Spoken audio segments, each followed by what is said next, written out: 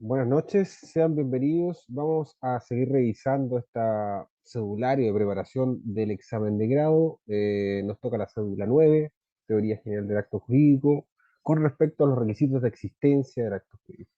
Son requisitos de existencia del acto jurídico aquellos en los cuales no puede formarse, no pueden hacer a la vida del derecho.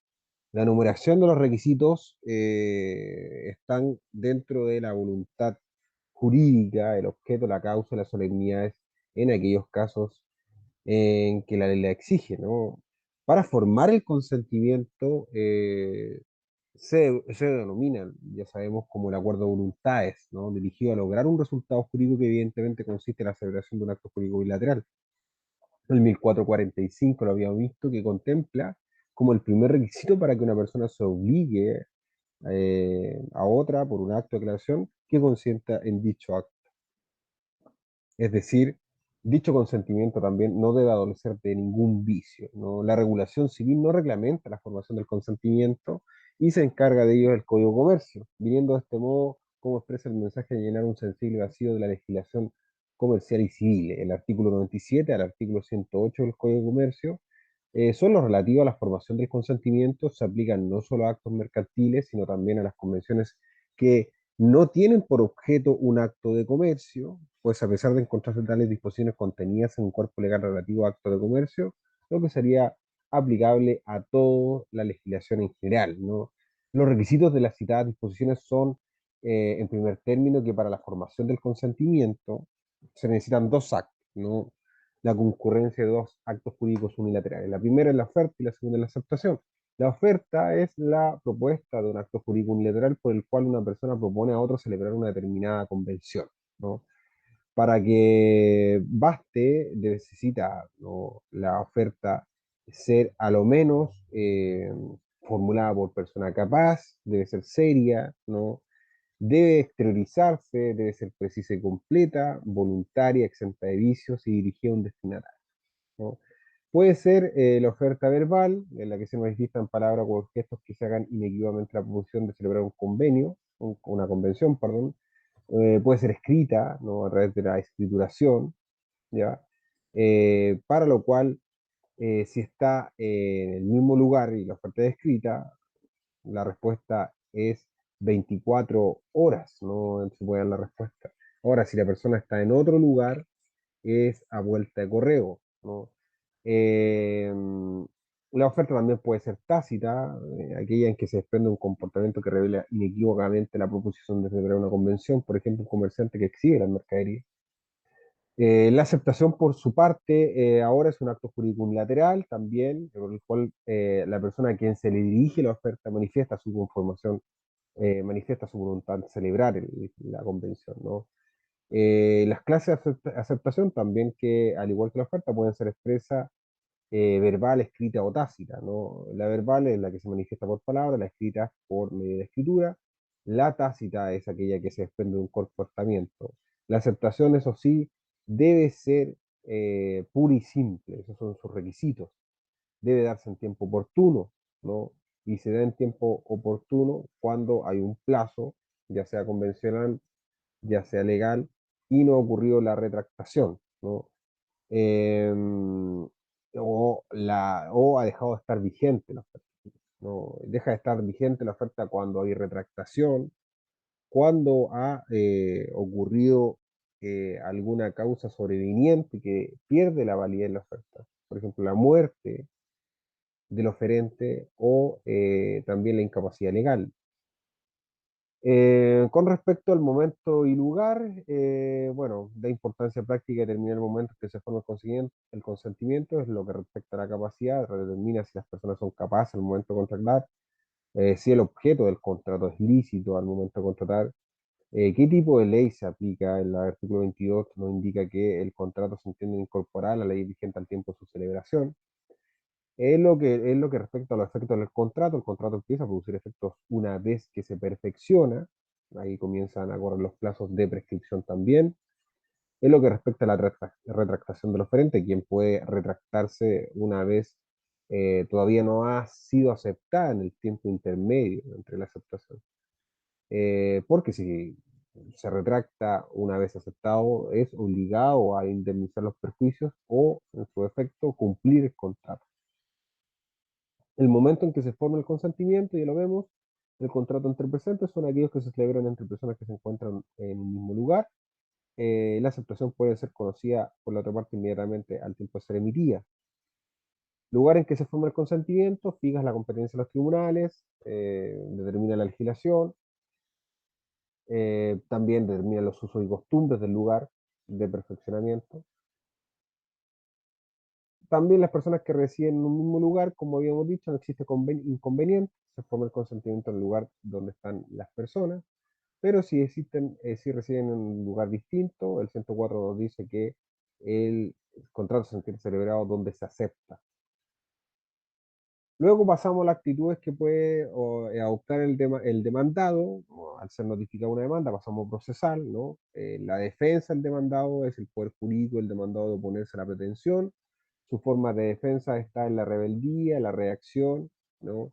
La rebeldía sería cuando el demandado asume una actitud pasiva, manteniéndose inactivo, sin hacer nada. La rebeldía no importa una aceptación. Por el contrario, implica una contestación ficta de la demanda, es decir, que se entienden negados genéricamente los hechos, ¿no? Además de esta primera instancia, y para aquellos casos en que se trate de plazos fatales, para el demandado realice sus actuaciones deberá acusar las correspondientes rebeldías, ¿no? Así lo dispone el artículo 318, inciso primero, al señalar lo que concluido los trámites que deben preceder a la prueba, ya sea proceda con la contestación expresa del demandado en su rebeldía, el tribunal examina por sí mismo auto y estima que hay o puede haber controversia en algún hecho sustancial y pertinente del juicio, preside la causa prueba. Luego está el allanamiento, que es una aceptación expresa del demandado a la pretensión hecha valer. Tiene que tener las facultades el mandatario judicial del artículo séptimo, inciso 2. El allanamiento es total, esto es, importa la situación de todos los fundamentos o también puede ser parcial. Eh, bueno, después tenemos la oposición, la pretensión que se estaría dada por la defensa negativa, es decir, no conlleva ninguna afirmación de un hecho nuevo, sino que por el contrario, simplemente niega los hechos y no introduce hechos nuevos. Por tanto, la carga de prueba corresponde al demandante, ¿no? Las excepciones son peticiones del demandado que tienen la eficacia extintiva, impeditiva o invalidativa. Se oponen antes de la contestación. Las dilatorias son las que se refieren a la corrección del procedimiento. El artículo 303 de carácter taxativo las define, ¿no? Y nos dice que dentro de ellas están las de incompetencia del tribunal, la falta de capacidad del demandante o de personalidad o representación legal en que comparece su nombre, la litipendencia, la ineptitud de libelo, eh, el beneficio de exclusión y en general las que se refieren a la corrección del procedimiento. Por su parte, también tenemos excepciones perentorias, que son aquellas que destruyen el fundamento y la pretensión o importancia, importan, perdón, la introducción de un nuevo hecho de carácter impeditivo, modificativo, extintivo, se confunden con los modos de extinguir las obligaciones, ¿ya? Una contestación de la demanda, con excepciones perentorias, implica una carga de la prueba que va a recaer en el demandado, quien debe probar, ¿no? Estos excepciones perentorias a través de los medios de prueba que franquea la ley. Deben ser resueltas, ¿no? En la parte dispositiva del fallo, así lo enumera el artículo 170, número 6. Hay excepciones mixtas también, que son aquellas que no obstante tener el carácter de perentoria, ¿no? Pueden ser ejercidas como dilatorias antes de la contestación de la demanda. Estas son la de cosa juzgada y la de transacción. También hay excepciones anómalas, que son aquellas perentorias que se deducen con posterioridad a la contestación de la demanda, durante todo el juicio, hasta la citación para la sentencia en primera y hasta la vista de la causa en segunda. Son la de prescripción, la cosa juzgada, la transacción y el pago en efectivo.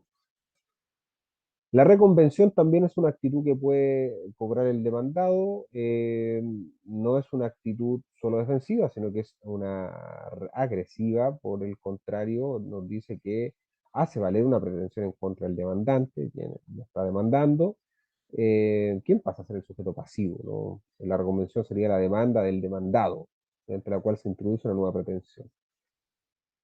Eh, Ahora pasamos a la cédula 10, que corresponde a los vicios del consentimiento. El 1451 establece que son vicios del consentimiento el error, la fuerza y el dolo.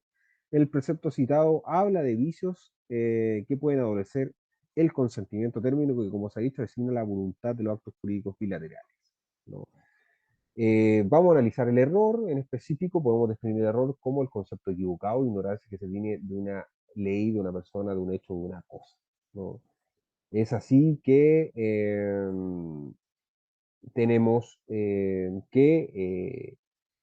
para el legislador, ¿no? Errar en un hecho o ignorar un hecho es lo mismo, ¿no? Covielo señala que el error consiste en el falso juicio que se forma una cosa o un hecho basado en la ignorancia o incompleto conocimiento de la realidad.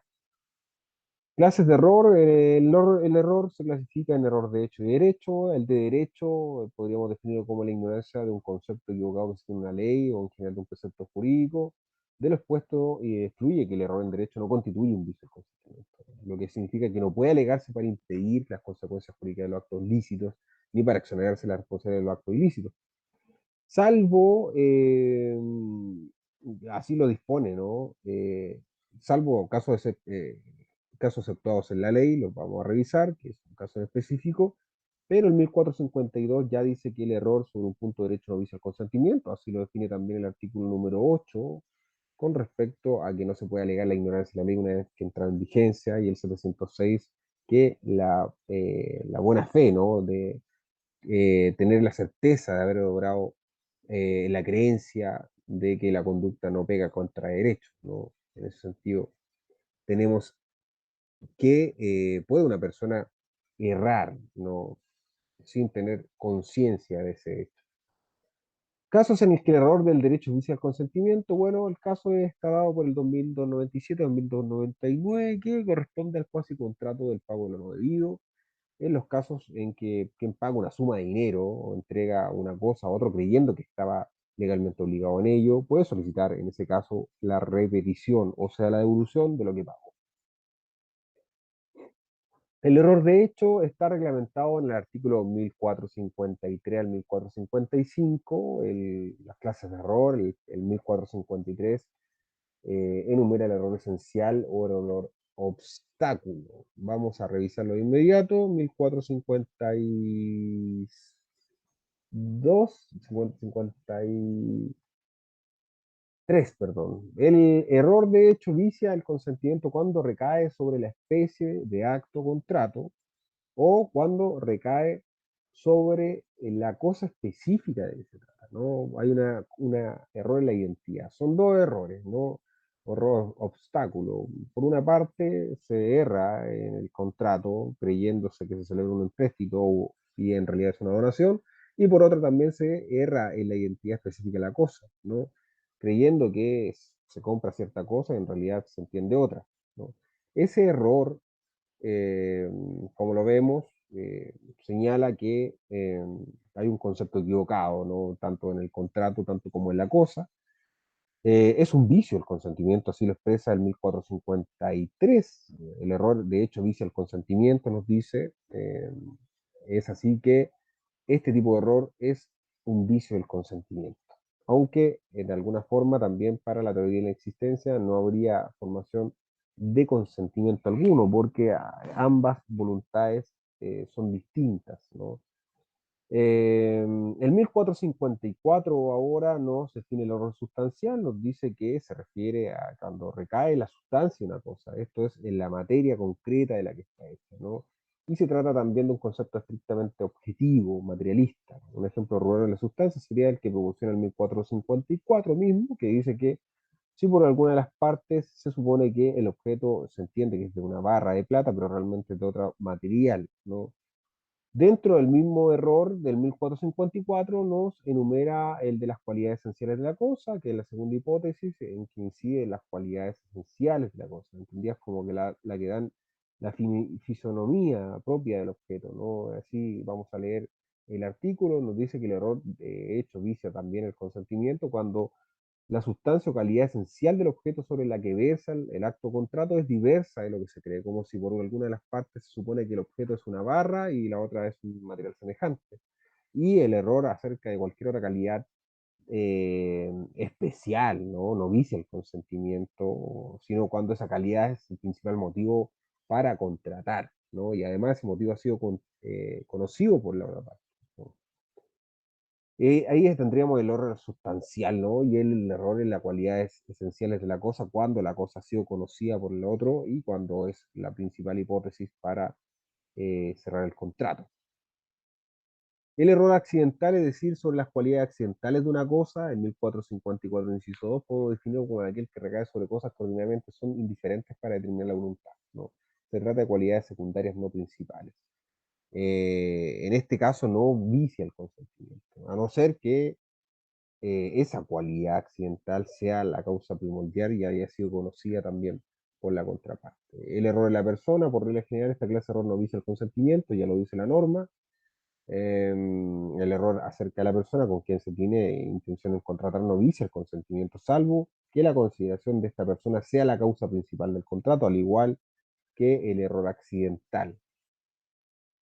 Por este caso, la persona con quien erradamente se ha contratado y que de buena fe puede ser indemnizada de los perjuicios que ha incurrido por la nulidad del contrato. Bueno, la sanción al error obstáculo, lo veníamos diciendo ya, perdón, hay una división doctrinaria, hay unos que apelan a la inexistencia, como nuestro legislador, como nuestra Código Civil y nuestra legislación nacional nuestra doctrina nacional no toma en consideración la inexistencia, sino que la nulidad absoluta. Algunos que estiman que la sanción sería la ineficacia del acto, no como nulidad absoluta.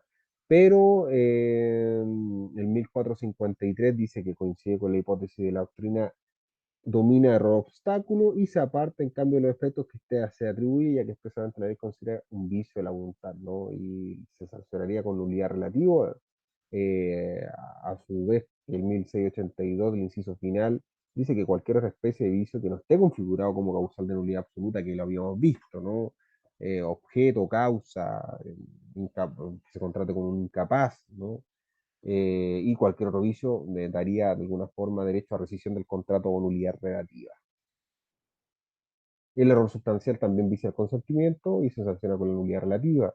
Con respecto al error accidental, ya vemos que la regla general no es que no vicia el consentimiento, a no ser que es el principal motivo por el que las partes contraten y ese motivo sea conocido por la otra parte. También en la sanción del error, sin perjuicio del indicado del error esencial o error obstáculo, el general de autores tienen que se provocar nulidad relativa, ya lo habíamos dicho, 1682, último inciso. Y con eso terminamos el error, ¿no? El error, de hecho, ya sabemos ya qué tipos de errores vician el consentimiento. En este caso sería solamente el error obstáculo, también el error sustancial, el error accidental, solo cuando es el principal motivo y ha sido conocido por otra parte. El error en derecho ya lo vimos, y las sanciones al error como nulidad relativa. Vamos a revisar ahora el patrocinio en derecho procesal. Se define como un contrato solemne por el cual las partes interesadas en un asunto encomiendan a un abogado la defensa de sus pretensiones. Los requisitos: es necesario ser abogado habilitado para el ejercicio de la profesión. La constitución es un contrato solemne, el cual se constituye solo de la manera señalada en el artículo primero de 1818, de la ley 18.120, ¿no? Se entenderá cumplida la obligación de constitución del patrocinio cuando en la primera presentación de cada parte interesada o en asuntos contenciosos o no contenciosos, el abogado ponga su firma, indicando además su nombre, apellido y domicilio. Con la firma en el escrito se configura el patrocinio. Habitualmente esto se cumple de forma mixta, en un otro sí, en el escrito se señala el nombre, apellido y domicilio del abogado y la firma que estampa al final del mismo escrito. La duración, el patrocinio dura mientras en el expediente no haya testimonio de su cesación, ¿no? La cesación del patrimonio puede darse de diferentes maneras, por la muerte, la renuncia, la revocación. Las facultades unidas ahí están su responsabilidad, el patrocinio significa la defensa del asunto, la realización de las defensas se manifiesta a través de primera instancia, en el hecho de la defensa se realiza por el mandatario de la firma de los escritos, se realiza la defensa, pero orientado al abogado patrocinante. Ante tribunales colegiados, el concepto de defensa nace en plenitud, las defensas orales ante las cortes las hacen los abogados, Hasta hace poco tiempo podían alegar, solo podían alegar abogados, hoy pueden hacerlo también egresados haciendo su práctica, ¿no? Respecto a las causas y ante las Cortes de Apelaciones Marciales, no ante la Corte Suprema. En cuanto a la facultad para el patrocinante asumir la representación de la parte, debemos distinguir varias situaciones, ¿no? La primera es que en cierto caso la ley exige la actuación personal de la parte y en él el patrocinante no puede asumir jamás la representación, ¿no? Por ejemplo, en la absolución de posiciones, en la confesión de parte. Hay otros casos en que la ley dispone que el acto jurídico se realice precisamente por el apoderado, y la representación del patrocinante puede surgir por una actuación, una gestión o trámite del proceso, por ejemplo, la dúplica en el juicio ordinario. El término ya lo habíamos adelantado, la forma normal de terminación es por el cumplimiento del desempeño del encargo, por la revocación, es decir, la manifestación de la voluntad del patrocinado, en el sentido de no continuar con el mismo patrocinio. En caso de revocación, el nuevo abogado patrocinante tiene dos obligaciones, ¿no? La primera es avisar al abogado patrocinante, encargarse de que el primer abogado patrocinante reciba sus honorarios. Por renuncia, el inciso cuarto, artículo primero de 18.000, la renuncia del abogado del patrocinante debe ser puesta en conocimiento del patrocinado junto con el estado del asunto de juicio. La renuncia no produce efectos por el solo hecho de presentarse ante el tribunal. Además, debe comunicarse al cliente, ¿no? El patrocinante mantiene su responsabilidad por todo el término del emplazamiento hasta la notificación y el transcurso del término de emplazamiento de 15 días, salvo que antes se haya designado otro patrocinante. La muerte y la incapacidad del abogado patrocinante, lógico, en caso de muerte o incapacidad del abogado patrocinante, debe nombrarse otro en la primera presentación posterior a este evento. La muerte del otorgante no termina con el patrocinio al revés en este sentido, puesto que el abogado debe seguir prestando servicios a la sucesión. Con eso termina lo es el patrocinio. Ahora deberíamos analizar el vicio del consentimiento, la cédula 11, con respecto a la fuerza, ¿no? Se define la fuerza como premios físicos o morales que se ejercen sobre una persona destinados a que preste consentimiento para la celebración de un acto político. Hemos visto que el error es un vicio de la voluntad porque atenta contra el conocimiento. En el caso de la fuerza sería contra la libertad, ¿no? Las clases de fuerza, bueno, la fuerza física y la fuerza moral se separan así. La física consiste en el empleo de procedimientos violentos o materiales con el fin de que una determinada persona ejecute o celebre un acto determinado. La fuerza física no es, por tanto, un vicio de la voluntad. Por el contrario, dicha voluntad no incide, no hay voluntad.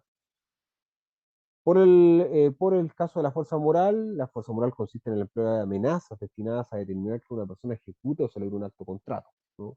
La víctima de fuerza moral se representa la posibilidad de elegir tres alternativas: ceder ante la amenaza, celebrar el contrato, rehusarse sufriendo el mal o rehusarse defendiendo del mal con que se le amenaza. Se ha elegido la primera, la amenaza del mal opera como motivo de formación del consentimiento y básicamente eh, como un vicio que incide en la voluntad. Hay vicio de la voluntad y no falta esta y por tanto se puede sancionar. De los puestos se infiere que en el estudio de la fuerza como vicio de la voluntad se restringe exclusivamente a la fuerza moral constituida por aquellos premios que produce la víctima miedo el temor de sufrir un mal. Vamos a leer el código. Nos dice el 1456 que la fuerza no vicia el consentimiento, sino cuando es capaz de producir una impresión fuerte. Son los requisitos de la fuerza en una persona de sano juicio, tomando en cuenta su edad, sexo y condición. Se mira como esta clase de fuerza la que también se infunde a una persona un justo temor de verse expuesta a ella, no solamente ella, sino ese de su consorte, ascendientes, descendientes, a un mal irreparable y grave. El temor reverencial, por lo tanto, no vicia el consentimiento. El 1457 dice que para que la fuerza vicie el consentimiento es necesario que se ejerza por aquel que es beneficiado por ella, basta que se haya empleado la fuerza por cualquier otra persona también.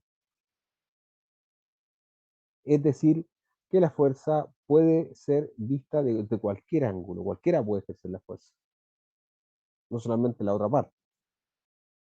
Para que vice la fuerza moral, debe ser una fuerza moral importante, ya lo habíamos visto, que influye de manera significativa en el ánimo de la víctima. Una fuerza moral injusta, es decir, que el mal con que se amenaza debe ser ilegítimo, ¿no? Es decir, contrario a derecho. ¿De quién puede provenir la fuerza? Ya lo vimos. Puede provenir de una de las partes, del destinatario de la declaración unilateral o de un tercero.